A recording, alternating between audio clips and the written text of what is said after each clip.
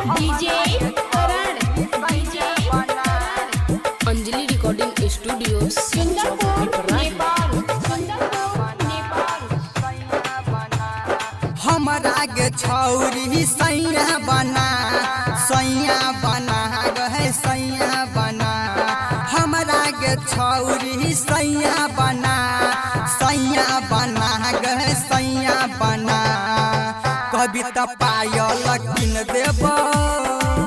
कभी तो कंगना किन देब कभी तो पायल किन देब कभी तो कंगना किन देब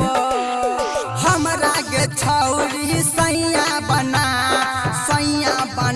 गए सैया बना हमरा के छौरी सैया बना गए सैया बना कभी तो पायल किन देब कभी तो कंगना किन देब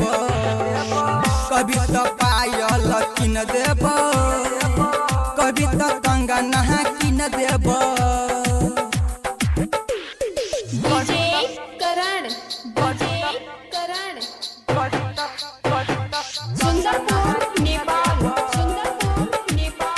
अंजलि रिकॉर्डिंग स्टूडियो शिव चौक पिपराही